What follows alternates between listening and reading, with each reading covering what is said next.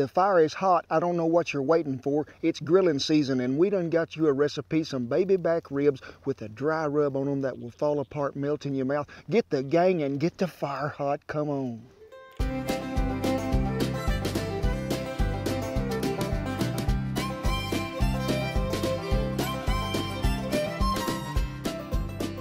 Hey, thank y'all for stopping by the backyard. My name is Kent Rollins, and we fitting to do us some grilling today. Hey, we grill year round, but everybody's getting ready to fire them grills up. Today, we're so honored that the National Pork Board has sponsored this video, and folks, let me tell you, I do love me some ribs. Woo-wee! All kinds of ribs, but I be loving me some baby backs more than about any other kind of rib that you can fix.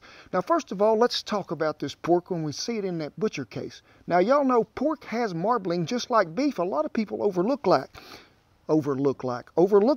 But you can see through here these little white specks. As Shan drips in here, you'll see them. That's marbling. That's what we're after. Now, the baby back rib versus the St. Louis or the spare rib, the spares come down here closer to the bottom of the belly. The baby back come up here closer to the top of the backbone near the loin, which to me is the most tender and has such a great flavor.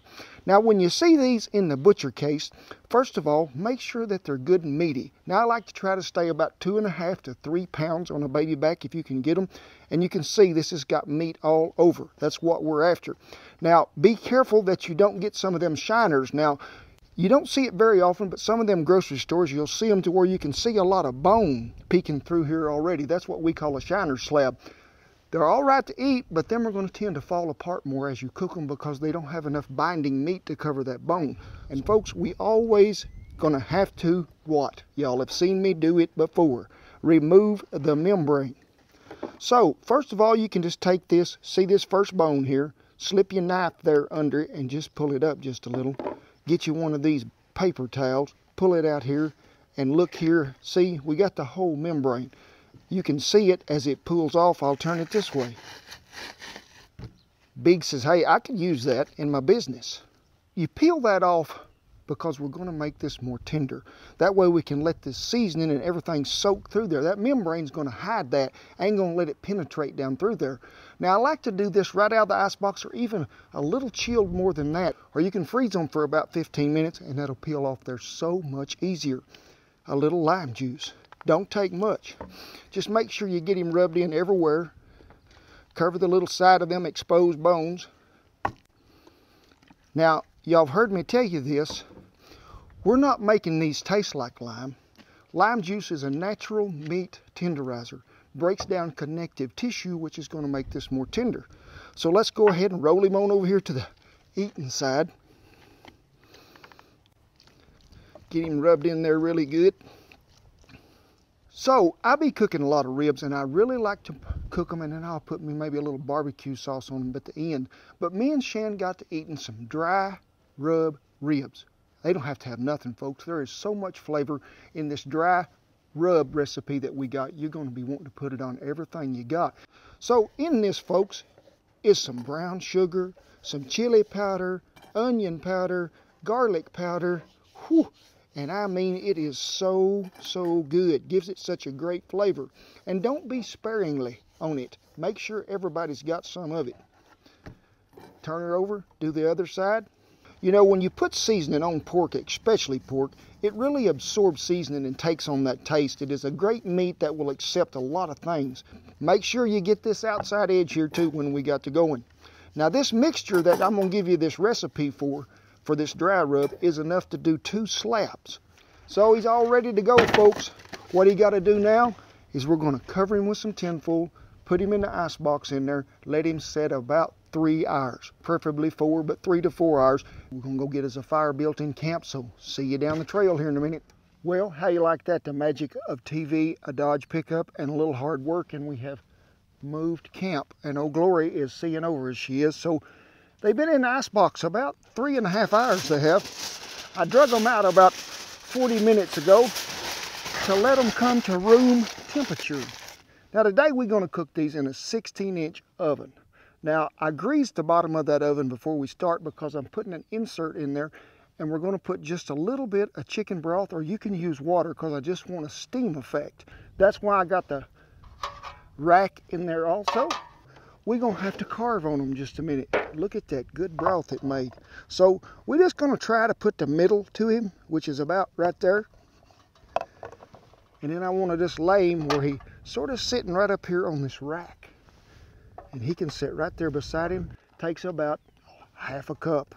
Just don't pour it directly on them. I just want to get enough in there that it's nearly right up to the bottom of that rack.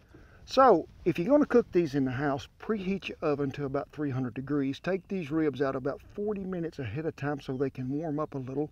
Put your rack in a foil pan like I had, or a casserole pan large enough to hold them.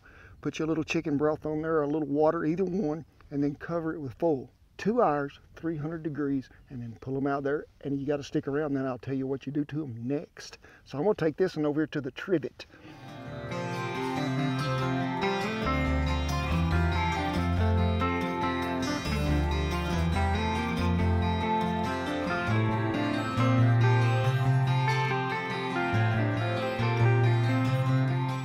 Well, you can see we set her on a tall trivet there. The ground was a little wet, so I took that old propane torch and I dried it out before we started.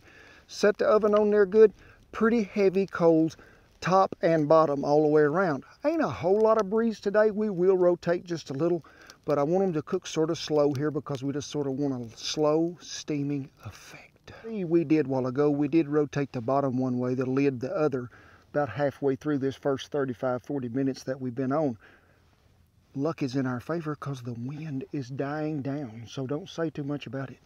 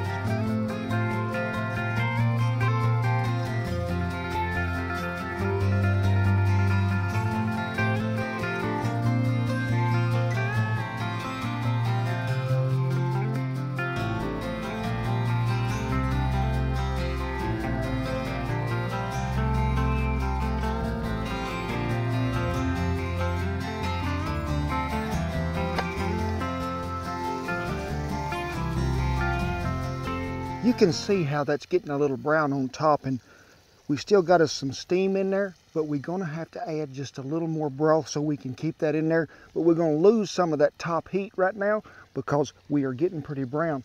But I guarantee you them things is getting tender. Folks, we don't like long pulling that little piece of hog meat out of there and putting it over here on this grill.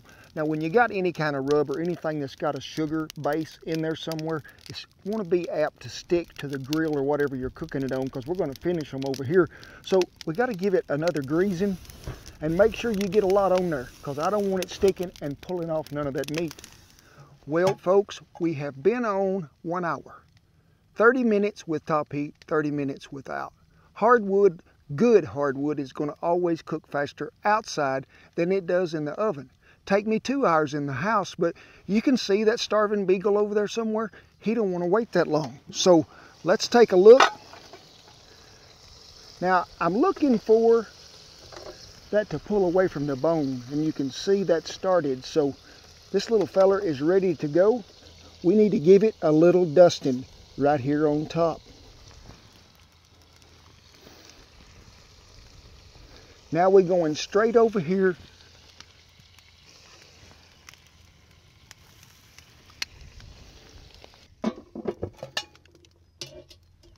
That brown sugar and that good rub that's in there, that stuff sort of caramelizes that brown sugar and sort of makes it look like a sauce. Wow, I mean, this will make you do a happy dance even if you're unhappy.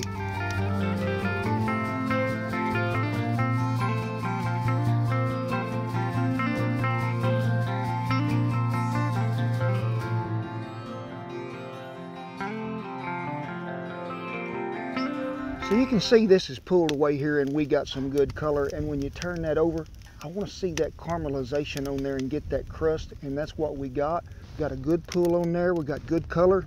So we're going right over there to the table. Now, when you get them to this spot, I like to have me a little brown sugar just to go right back up on top. And you gotta allow for the wind. Sometimes you got to be like way over here somewhere, but it'll get there. Now, I'm gonna let that sit right there and rest a good 5 minutes before you do anything to them, because when you try to cut that hot rib like that, whew, it'll try to fall apart. You can see the quality control inspector is ready to give it a go. So we're just gonna go right here, Big. That looks like a good one to me. Looky there.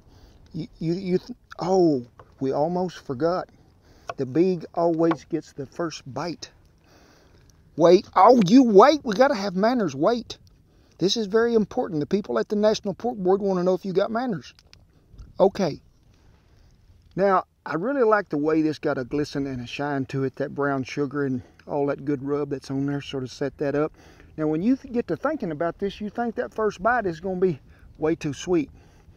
It balances out so well with it and the chili powder in there, so hang on.